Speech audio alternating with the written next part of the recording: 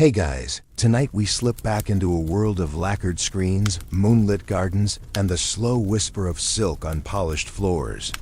You're not in Kyoto for the cherry blossoms, though they hang heavy on the air like perfume. You're not here for samurai swords or honor-bound battles. No, tonight you find yourself somewhere quieter, more dangerous.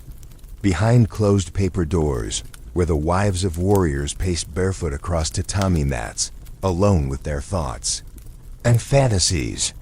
1,000 years before the internet, before romance novels or bad text decisions after 2 a.m., there were these women bored, beautiful, and often very, very frustrated. And they had time, oh so much time. While husbands bled for glory, or drank sake with their favorite courtesans, the wives were left with incense, ink, and centuries of elegant longing. So before you get comfortable, take a moment to like the video and subscribe. But only if you genuinely enjoy what I do here. And drop your location and local time in the comments. I love knowing where and when you're watching from. Now dim the lights, maybe turn on a fan for that soft background hum.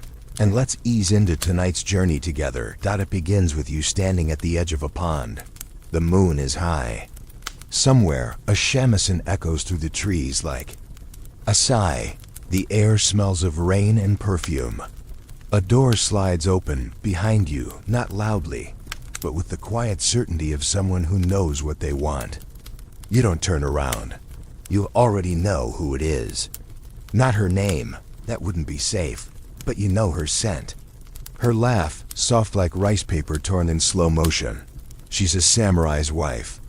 And she's been waiting through nights of polite dinners, through seasons of wordless glances across corridors, through winters when her husband sends only cold letters written by assistants. She's waited through the birth of children, through the aging of servants, through the endless ceremonies of a world designed to keep her occupied, but never satisfied. And now she's walking toward you, bare feet, wrapped in 12 layers of precisely folded silk, each one chosen not just for beauty, but for how easily it can be removed. You see, samurai culture was built on self-control, poise, obedience, honor. But under that calm surface churned a sea of repressed passion. And no one embodied that contradiction more than the wives. They weren't the geishas, painted in public. They weren't the courtesans of Yoshiwara, gilded and transactional. No, these women were born into the role of stillness. They were the ones who wrote seasonal poems about dew on flowers, while secretly composing letters so filthy they'd make a monk blush, and they wrote many, hidden in the folds of fans, slipped into sleeves, delivered by giggling maids or bribed messenger boys. Sometimes the letters were never even sent. Sometimes writing them was the only safe way. To whisper, I'm still alive. I still feel this. Historians still argue whether this counts as infidelity or a form of private resistance. Either way, the paper survived. And what it says will make you look twice at every stoic portrait you've ever seen of a samurai lady. Hands folded, eyes downcast. Take, for instance, Lady Koto, a name barely whispered in the annals of official history, but whose private letters were discovered in a temple wall during restoration in 1976. They describe, in detail, her longing for a younger gardener whose hair smelled of pine resin and whose arms made her think unchaste thoughts during tea ceremonies. He trims the hedge as though it were the neck of my desire, she wrote, each snip closer to ruin. You can almost hear her giggle as she inks that final character. Some scholars doubt the authenticity. Was it a real woman or just a very imaginative scribe? But either way, it reflects a truth. These women imagined hard. They dreamed with every fiber of their silks. And it wasn't just literature. They had art too.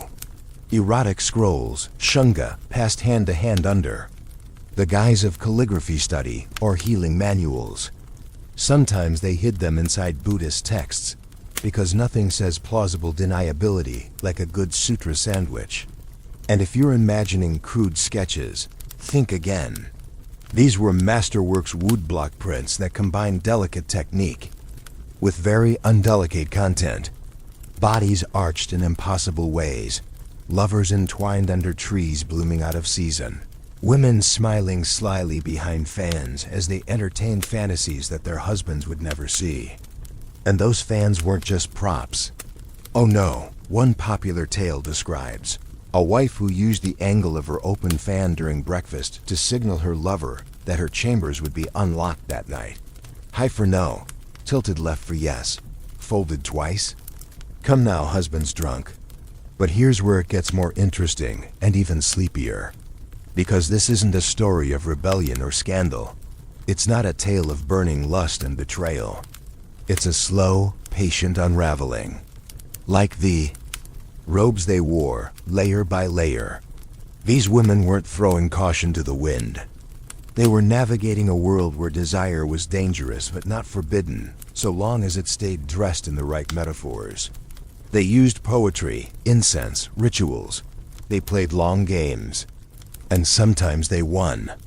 In the quiet hours of the night, when the paper doors were shut and the lanterns dimmed low, they became themselves again, not wives, not mothers, not symbols of a clan's honor, but women with bodies, thoughts, and yes, a whole lot of feelings. So, as you lie there now, blinking slow and listening to the hum of the world beyond your walls, imagine her. Not a warrior, not a seductress, not a myth. Just a woman. Alone, awake, and waiting. You're seated now in the inner courtyard, surrounded by quiet plum trees and the faint rustle of bamboo in the wind. The scent of camellia oil hangs in the air, sweet and ghostly. This is where she waits, every afternoon, in the same place, the same posture, watching shadows creep slowly across the floor like fingers. You glance toward the gate.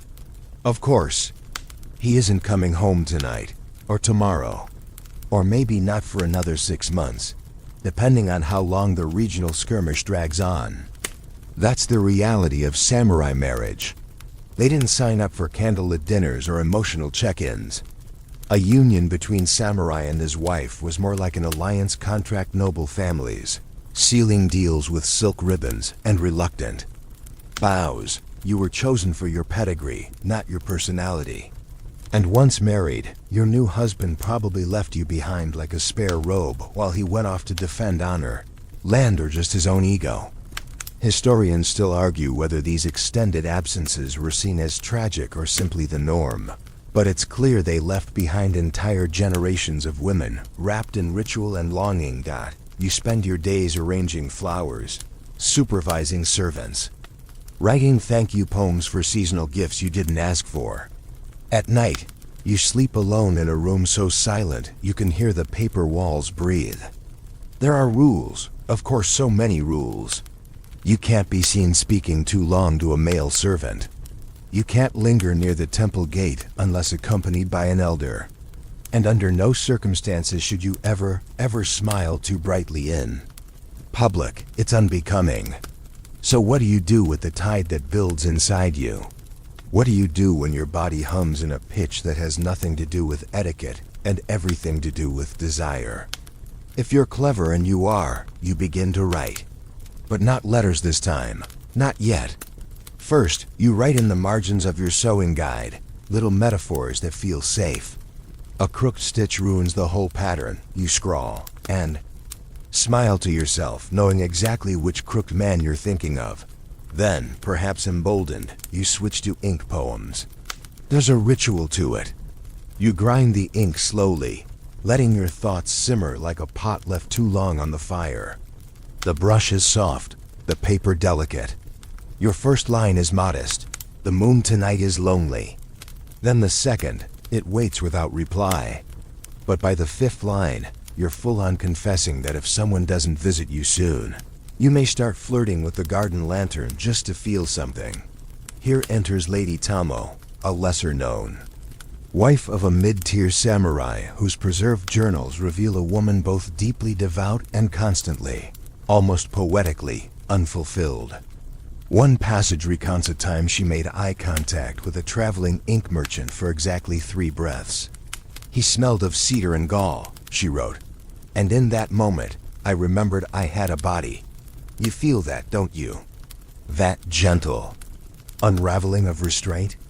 A woman not unfaithful in action, but already halfway there in imagination, and it mattered.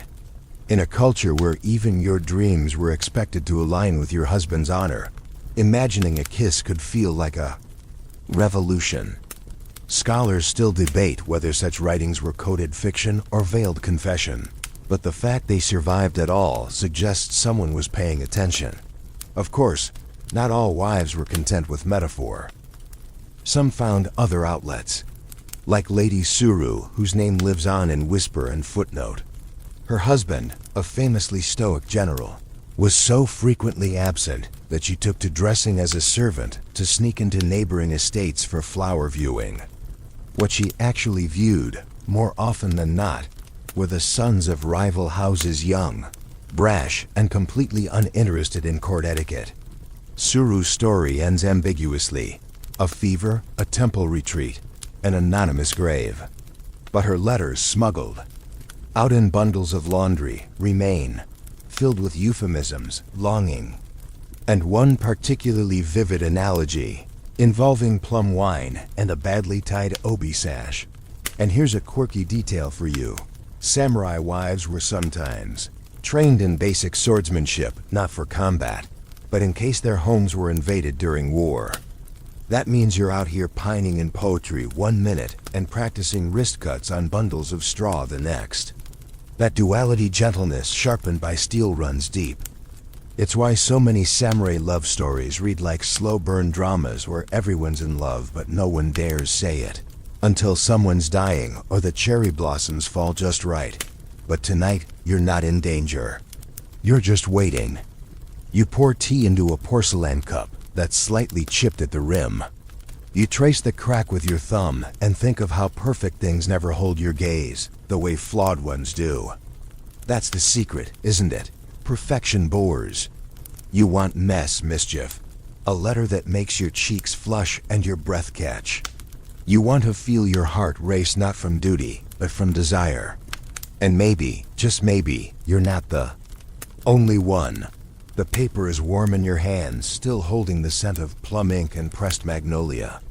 You read the lines again, each stroke precise, each syllable disguised just enough to keep plausible deniability.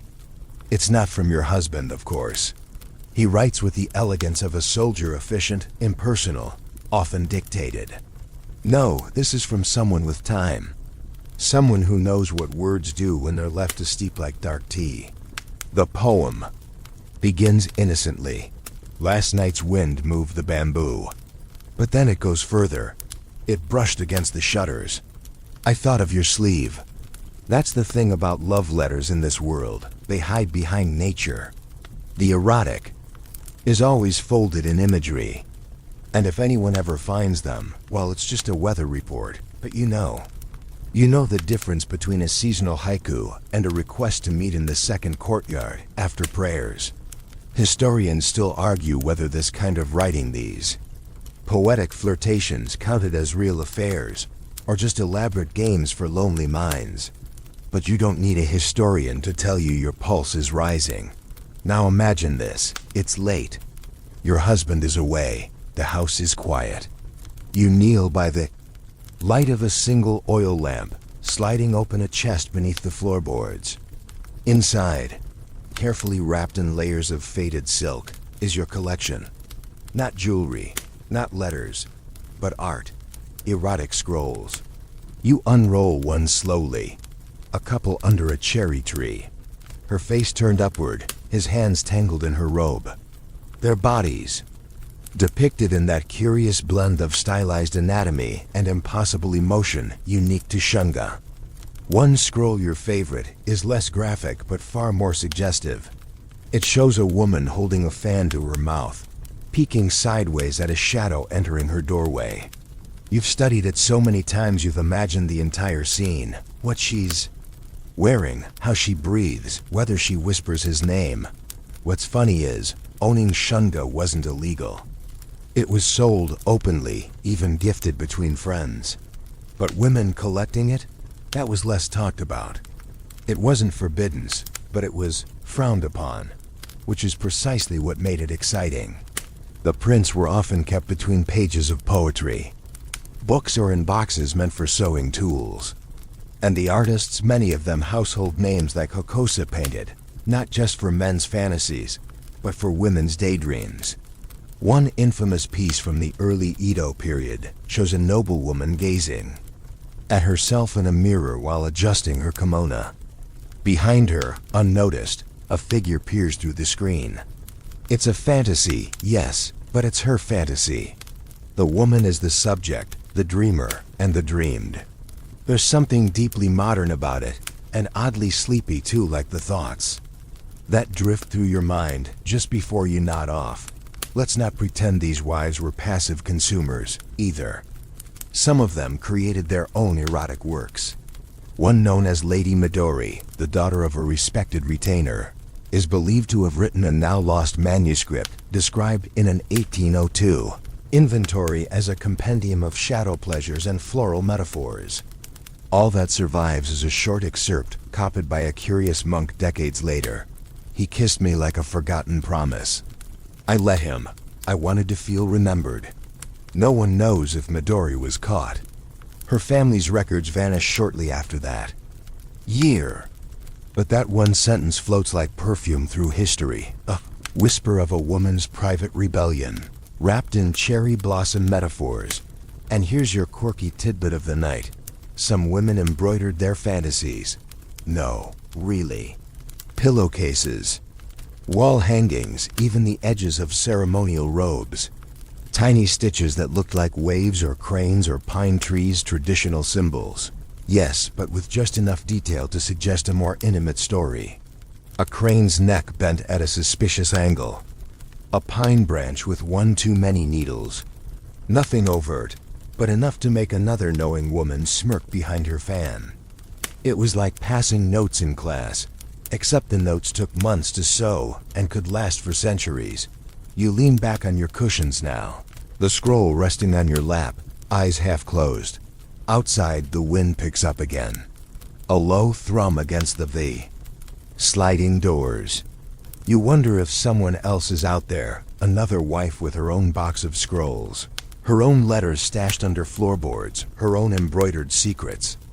Maybe she's reading right now too, tracing the same curves, dreaming the same dreams. You'd never meet, you'd never speak. But somehow, across time, across silence, you're connected. That's the strange magic of these women. Silenced. In public, censored in history, but still speaking. Through poems, prints, patterns. Through a carefully written line about the wind and the bamboo that is absolutely not about the weather. And as your breathing slows, as the scroll slips closed in your hands, you wonder if maybe this quiet act of imagining is its own kind of freedom. The kind no sword can protect, no law can erase. Just a heart, a brush, and the slow, delicious ache of waiting. You wake before dawn, as you always do, wrapped in the same pale silk, the scent of last night's incense still lingering like a half-forgotten touch. The house creaks with the weight of emptiness. Servants move silently in the shadows, careful, not to disturb. Breakfast will be placed on the lacquer tray, tea brewed, slippers set just so. But none of it touches you, not really. Not since you started making those little pilgrimages. Officially, they're acts of devotion. You're going to the temple, offering prayers for your husband's safety, your children's health, your ancestors' peace. That's the story. It's the same story told by dozens of wives just like you. And yet, when your palanquin rocks gently down the road, the curtain drawn just enough to hide your expression, your thoughts aren't with the Buddha. They're with him, the man whose face you barely know. The monk with the unreadable eyes. The boy who delivers incense and lingers just long enough when handing it over. The actor with a voice like silk unraveling in candlelight. You don't always act on it, but sometimes you do. Historians still argue whether these so-called pilgrimages were common code for romantic rendezvous, or just modern projections on a rigid past. But the records say enough. Multiple temple registers list the same noble women visiting far-flung shrines several times a month alone, with no male escort for hours at a time. And the poems found tucked into prayer books, they don't mention enlightenment. One fragment, scribbled on the back of a donation slip, reads, "His fingers brushed mine. I dropped the rosary. It felt like a blessing." A blessing, indeed. In a society that denied women agency over their bodies, even the act of choosing when and where to feel desire became a quiet revolution. Take, for instance, the case of Lady Hane, a real wife from the late Edo period, known more from rumors than records. Her husband, a regional lord with a strict moral code, boasted publicly about her piety. She spent hours each week at the nearby temple meditating, or so he claimed. What he didn't know, or perhaps didn't want to, was that Hane had developed an elaborate system involving the temple bell. One toll meant she was in prayer. 2 meant her monk lover should meet her in the side garden. 3, that was her saying goodbye. Lady Hannah's letters, now kept in a museum archive, described their meetings in lush metaphorical language. His hands moved like calligraphy, deliberate, graceful, and meant to be read slowly. There's no record of punishment. Perhaps her husband never found out. Or perhaps, like many, he knew and simply chose not to care, as long as decorum was preserved. And it wasn't just monks. The world of kabuki actors was another tantalizing portal for the emotionally and physically neglected samurai wife. These men, often young and impossibly beautiful, were trained not only to perform, but to seduce. And some of them were available for the right price, for the right discretion. A wife might see her favorite actor perform, and then, a week later, accidentally cross paths with him near the river, both parties pretending not to recognize the other. These meetings, arranged through servants or fans or folded silks, with hidden meanings, rarely made the official histories, but the stage scripts, the pillow books, they hint. A line about a lady's gaze lingering too long on a flower vendor. A scene where a noble woman drops her comb and a passing man picks it up, holding it too long. These weren't plot devices. They were reflections. And what about the stable boys? The servants with strong arms and sun-darkened skin? They weren't supposed to exist in your world except as background noise. But sometimes, one would glance up while handing you a pail of water, and suddenly the air would feel thick. Just for a second, just enough. You'd look away, of course. You're a proper wife. But later that night, as you combed your hair and stared into the candlelit mirror, your thoughts might drift. Would he touch your wrist the same way he touched the reins? Would his hands be rough or careful? You'd never say it aloud. You didn't have to. Your body already knew. Here's your fringe fact for tonight. There were entire schools of incense appreciation designed to train women not just to smell fragrances, but to interpret them emotionally. You'd sit in a circle, breathing deeply, and then write a poem about the memory that scent evoked. One popular scent, crane's scent, was said to induce thoughts of yearning. Another, plum rain, evoked memory and regret.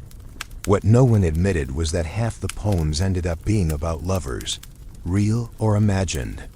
Because when your world gives you limited language for desire, scent becomes a form of speech. You return from the temple just as the sun begins to set.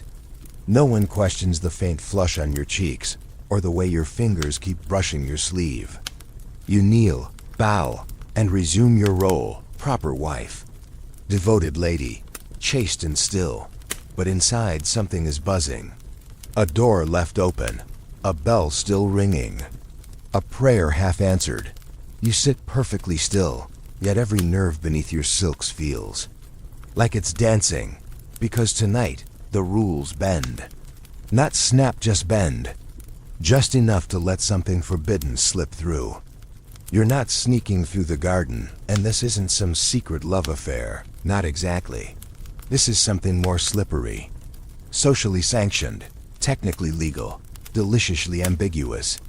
Because tonight, you're not the only woman in this situation, and it's not just the monks and actors and stable boys who tempt. Tonight, we enter the rarefied world of the licensed flirtation, the elegant indulgence, the artful cheat, concubines, courtesans, and the very selective sport of classy adultery. It wasn't always taboo. Sometimes it was expected. Husbands had mistresses publicly, often lavishly, and when they were away, well, the wives weren't always left out in the cold.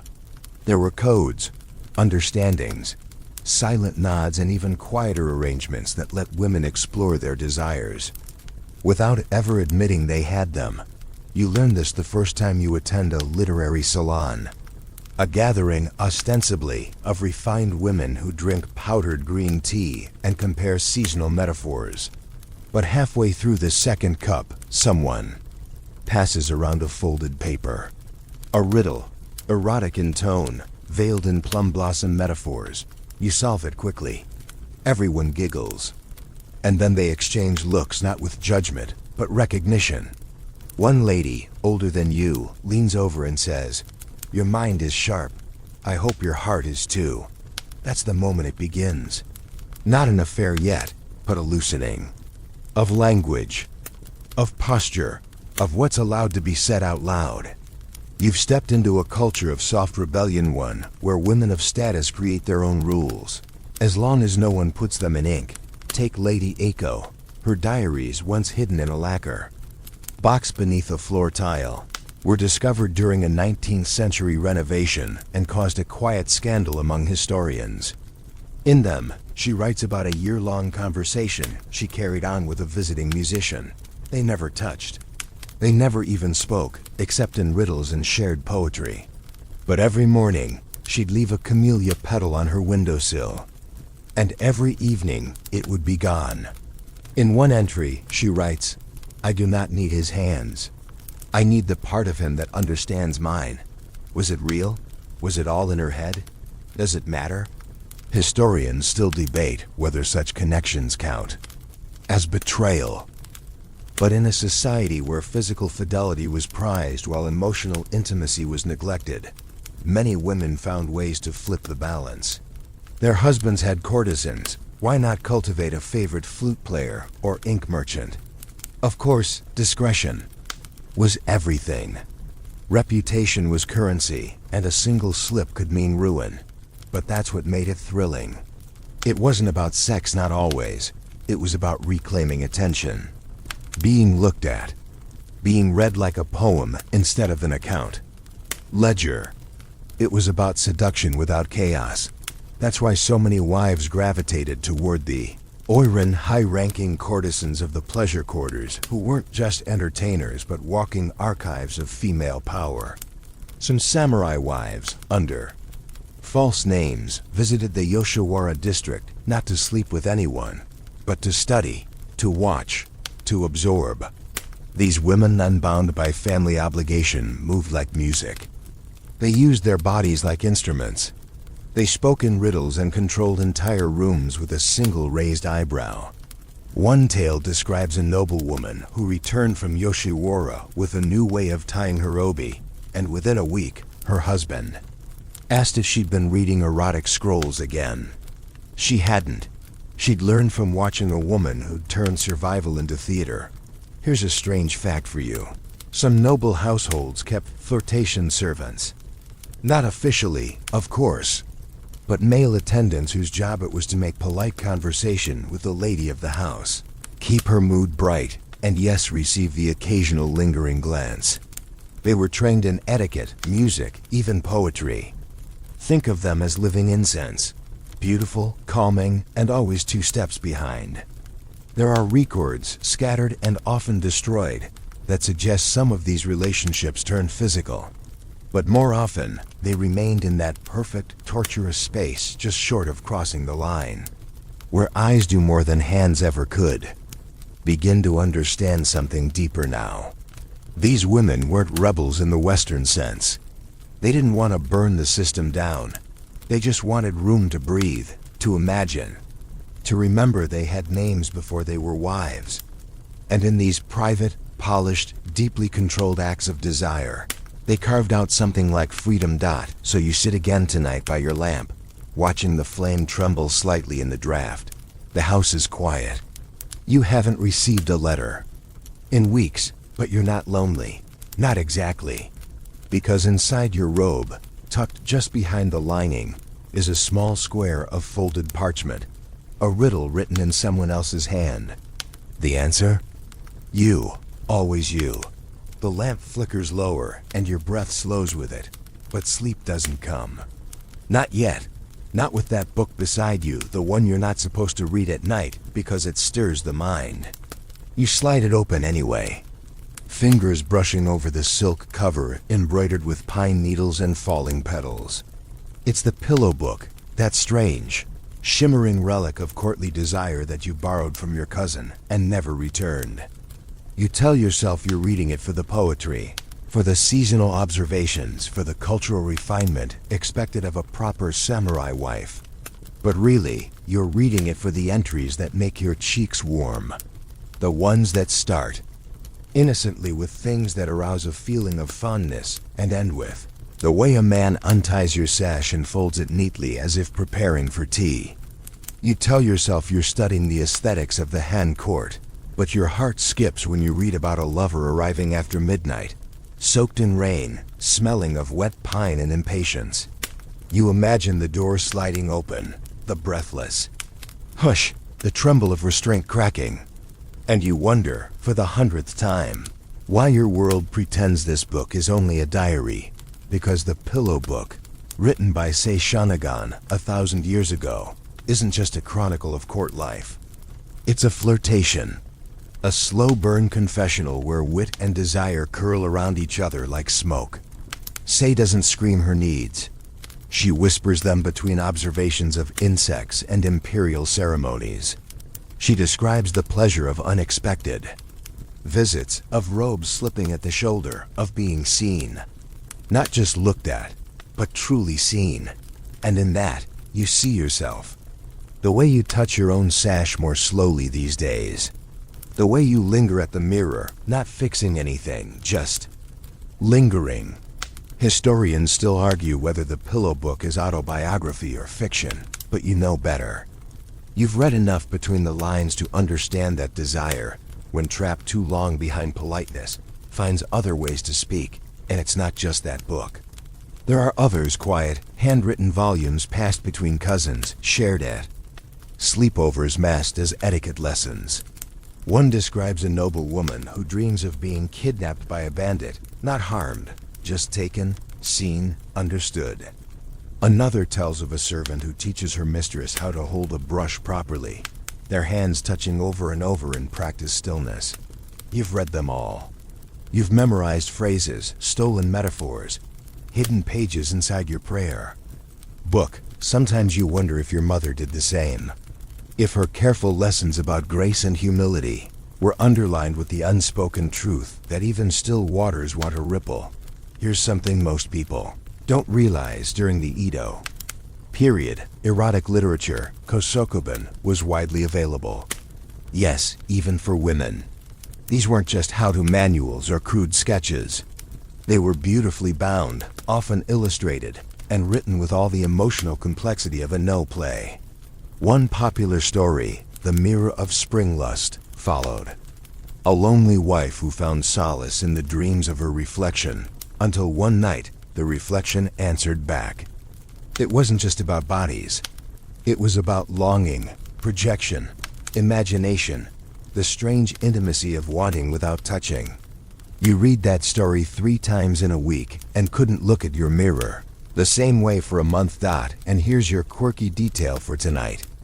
Some women stitched their favorite literary lines into their obi linings like wearable secrets. A poem about the moon's reflection on still water.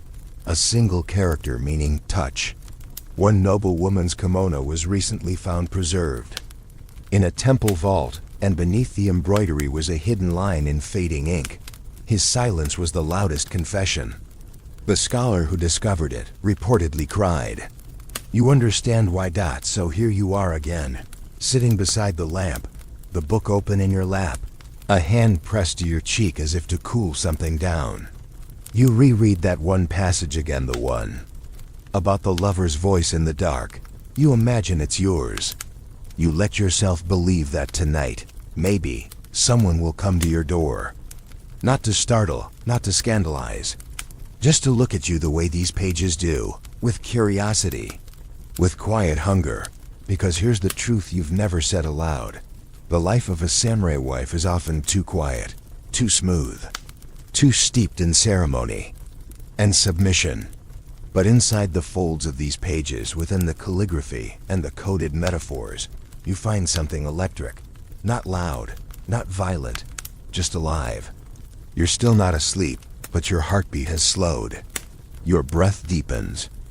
And as you close the book and slip it under your pillow, you smile. Because somewhere out there, maybe in another estate, maybe 100 years ago, another woman is doing the same.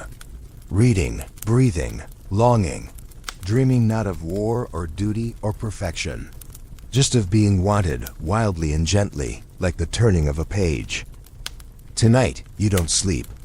You lie in bed, the moonlight painting soft silver lines across the tatami, and your thoughts shift not to books or letters or poetry, but to the fabric of seduction itself. Not metaphor this time. Not ink, silk, incense, movement. The body in quiet motion, wrapped in elegance so precise it borders on sorcery. Because for a samurai wife, the battlefield wasn't the courtyard or the estate gate, it was her own chambers. And the weapons? Fabric, scent, gesture, gaze. You don't dress for the world. You dress for the possibility. And tonight, you let yourself remember the rituals of preparation, not as duty, but as anticipation. Layer by layer, you recall how it feels to be wrapped in a 12-fold kimono, not hurriedly, not for ceremony, but slowly, with awareness. First, the underrobe, cool against the skin, barely a whisper. Then the second layer, softer still, its folds aligned just so, each color chosen for its season, its symbolism, its potential to provoke a response. Pale plum for early spring, deep indigo for longing, crimson only if you're feeling dangerous. You've done this for years, of course. Every wife of your status has. But tonight, it's not about formality. It's about transformation. By the 10th layer, you no longer feel like a woman constrained by rules and rice schedules. You feel like a story about to unfold. Historians still debate whether this layering was purely ritual or a coded language of seduction.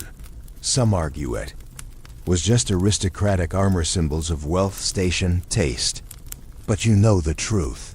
You've felt how it changes your posture, your breath, the tilt of your head when someone enters the room.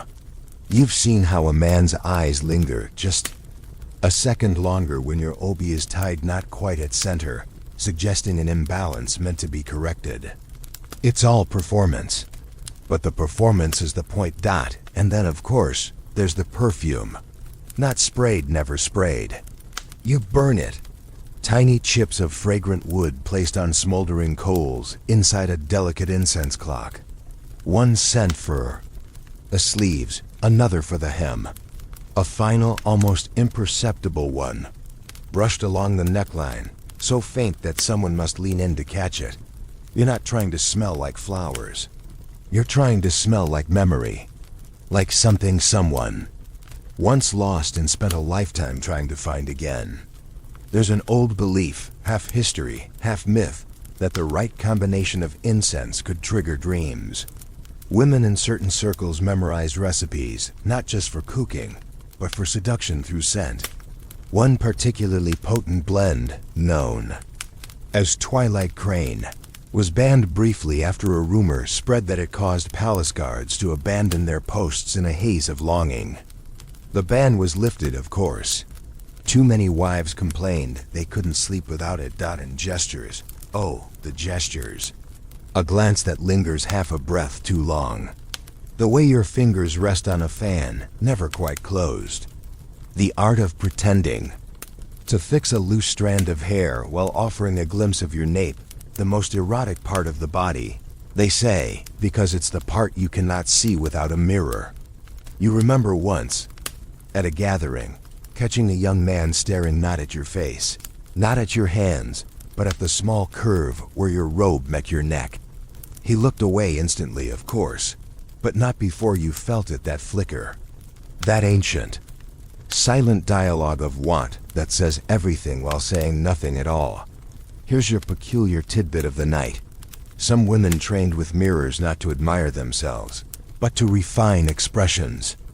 They practiced smiles not wide, but subtle, the kind that only reach the eyes. They studied how their fingers looked when reaching for a teacup. They timed their bows to be neither rushed nor demure. It wasn't vanity. It was choreography, a private ballet of elegance and intent. One woman even kept a diary where she rated her daily gestures. Monday fan closed too quickly. Tuesday hand placement satisfactory. Wednesday breeze moved robe at right moment success. No one ever saw these notes. They weren't meant for history. But here you are, centuries later, imagining the same breeze. You stretch slightly beneath your covers now, not to adjust, but to remember. The feeling of brushing past someone in a corridor, of choosing the right robe, not for comfort, but for contrast, your sleeve near his. A burst of color like a secret trying not to be told. You remember the way a servant once looked at your feet, paused a little too long, then turned red. You said nothing. You kept walking. But all night, you felt it, the power of being perceived, even if no one dared to speak. So tonight, as the wind hums low against the walls and your body rests beneath a quilt of brocade and shadows, you hold that feeling close. You may not move, you may not speak, but your very presence is speaking. The silk remembers, the scent lingers, and someone somewhere will wake up tomorrow haunted by a dream they can't explain, a dream of falling fabric, of warm skin beneath cool linen, of eyes that smiled without moving. That was you. Always you. You slip your sandals on quietly. Before anyone wakes, the dawn is still gray, soft as ash. Today, you're going to the theater, not officially, of course. A cultural outing, you'll call it. An acceptable distraction, a visit to observe refined performance arts. That's what the servants will report. That's what the ledger will record. But you know the real reason. You're going to see him. You don't know his birth name. No one does. On stage, he's called Kohana Little Blossom. And on stage, he transforms. A young kabuki actor with eyes like storm clouds and a voice that moves through you like incense. He plays women, always women, because male actors were banned from portraying samurai heroes in this district, and because female actors were long ago outlawed. So men became women under layers of makeup and fabric and precision. And some of them, like Kohana, did it so well they became dreams. You remember the first time. You were seated with the other wives, faces blank, fans poised.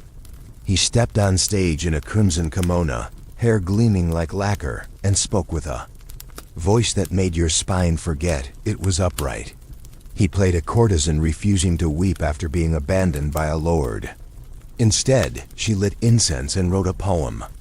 You didn't breathe for the rest of the act. When it ended, you felt like you'd come back from somewhere far, and now you go every month. Not always to the same theater, not always under your name, but always with that same tension in your chest, that same hope that he'll glance your way just once, and know that beneath your silks and social masks, you are not asleep. Not numb, you are watching. Here's where things get ambiguous. You see, kabuki actors, especially the young male Anagata, who played women, were not just performers. They were admired, adored, sometimes obsessively. And in Edo society, they were also available, not openly. Not for everyone, but for certain patrons, certain wives with discretion and coin, it was possible to arrange a meeting. Historians, Still argue whether these encounters were transactional or romantic, performance or passion. The truth is, they were probably all of it at once. Fantasy blurred with reality.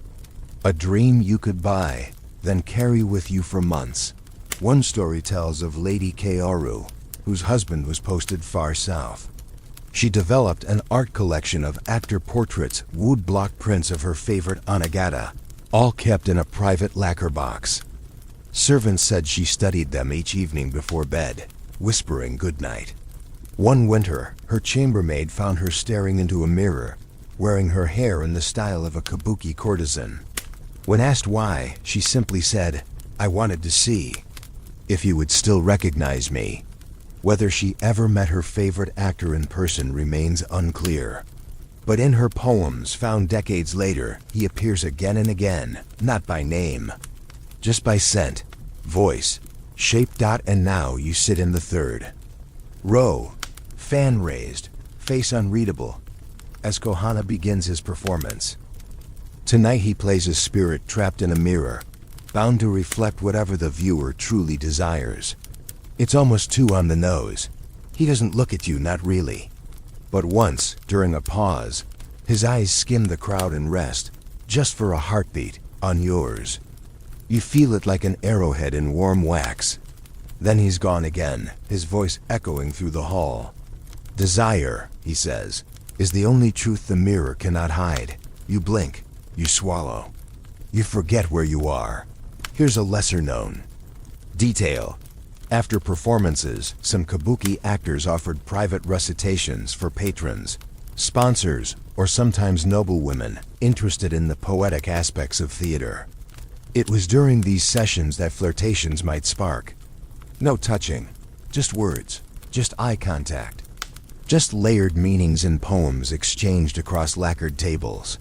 One actor even developed a reputation for crafting incense blends to match the personalities of his admirers. "Yours," he once told a visiting widow, "would smell of restraint and firewood. It burns quietly, but it burns." She reportedly fainted. "You don't meet Kohana, not tonight. That would be too much, too soon." But you leave the theater differently. Your breath feels tighter, your step lighter. You pass through the streets like someone wearing a secret. A few boys selling chestnuts whistle as you walk by. You don't respond. You don't need to. You're not here for them. You're not even here for reality. You're here for the dream that flickers just beyond the paper lanterns. The dream that sometimes someone sees you. Not your status. Not your role. You dot, and later that night, back home beneath the weight of layered silence, you whisper the line from the play once more. Desire is the only truth the mirror cannot hide. And for a moment, your breath fogs the glass. And your reflection smiles. You sit in the shade of the veranda, pretending to mend a hem. The silk needle moves slowly in your hand, up and through, like the rhythm of someone stalling for time. Not because the task is difficult, but because you're distracted. There's been a shift. Something subtle. A new maid replaced the older one last week, young, curious, too observant. A letter you'd hidden behind the incense box is gone. Maybe misfiled, maybe not. You've sensed eyes on you in the corridor.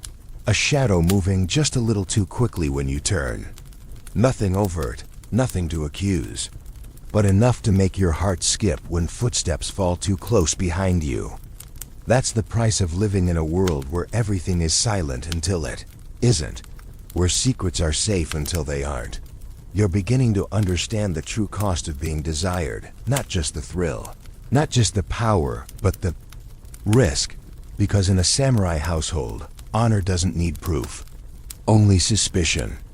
And men, especially proud, absent ones, do not like to feel unnecessary, even if they were the ones who left first.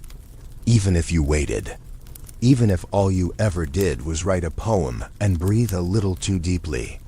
Historians still debate how often affairs were actually discovered or punished in noble households, but the threat was always there. Real enough to leave a tremble in your hands when you seal a letter. Real enough that some wives developed elaborate security measures, both charming and absurd. One diary mentions ink that disappears with moonlight. Another, a hidden compartment. In a hairpin.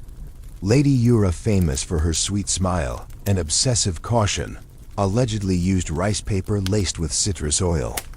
If anyone opened the scroll and resealed it, the scent would change. She called it her love test. No one ever failed it until her own sister betrayed her, trading a letter for jewelry and favor. Yura was sent to a nunnery before the season. Turned, the letter, lost forever. You don't use such tactics. Not yet, but you do start writing your poems in code again. Swapping names for flowers, places for weather. You go back to burning messages after reading them. You smile more often, bow more deeply. You become, once again, the perfect wife, which, ironically, makes you more suspicious. You keep hearing the phrase in your head, too quiet, too still, like the breath before a blade falls. So you start watching too. You notice when a servant hesitates before entering, when a cousin arrives with no prior notice, when your husband's steward suddenly begins asking about your prayer routines. You feel the world curling inward, like the closing petals of a camellia before a storm, and yet, you don't stop.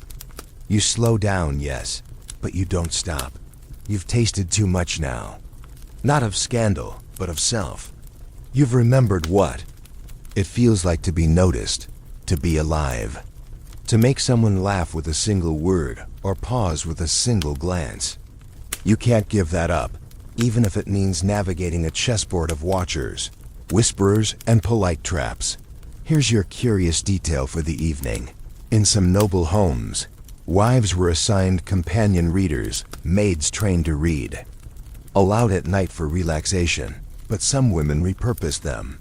Not as spies, as shields. You'd teach your companion to read a certain poem with a certain emphasis. If anyone overheard, they'd think it was just literature, but the right inflection? A coded warning. One woman, Lady Shizu, allegedly trained her reader to cry on cue during dramatic passages, so any eavesdropper would be too uncomfortable to stay long. These quiet performances, invisible to men, were acts of survival. Feminine, soft, but absolutely lethal in their own way. And then there were the ink traps.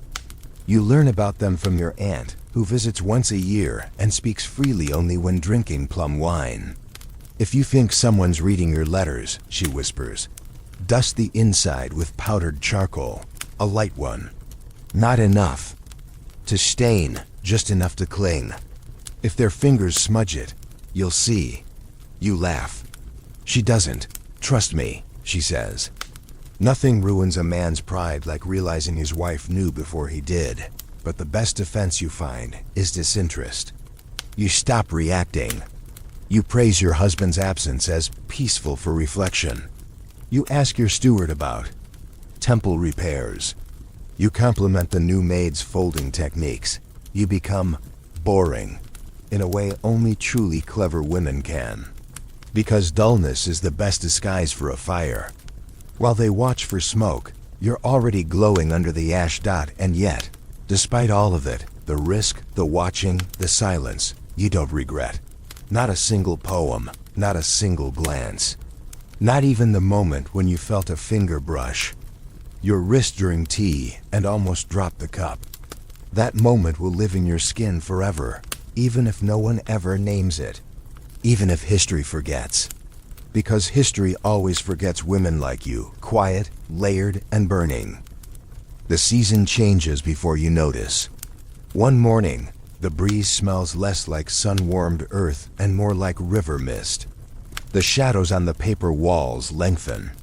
The silence in the house feels heavier, like a curtain being drawn. You move through. The motions, morning tea, incense, the rhythm of daily rituals. But something in you has shifted. Not broken, just settled. The fire that once buzzed beneath your skin now hums like an ember, steady and deep. You still write poems, but fewer of them.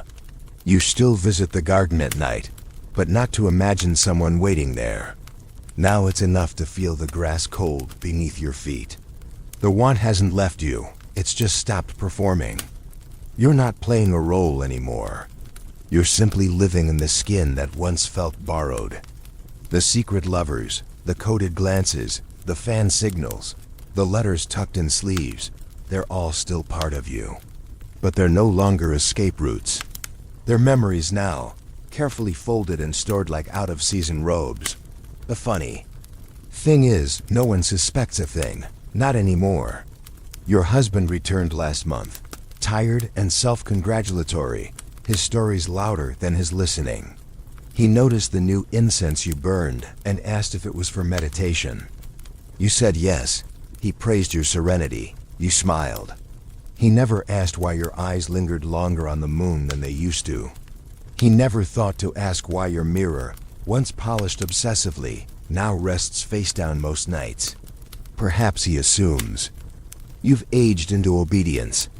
Or maybe he knows and prefers not to know. Historians still argue whether men of your class were oblivious or complicit in their wives' secret lives, whether they turned blind eyes out of arrogance or mercy. The truth probably depends on the man. But in your case, silence has become its own treaty. You maintain the illusion. He maintains his pride. Peace, it seems, is a performance as well. You still go to the theater, though less often. Kohana no longer plays your favorite roles. He's older now, his voice slightly lower, his gestures more restrained. But once, after a scene about longing, that's carried for too long, he looks directly at the crowd and recites, "When I was younger, I dreamed of being held. Now I dream of being remembered." It's too direct to be coincidental. You don't look away. You don't applaud.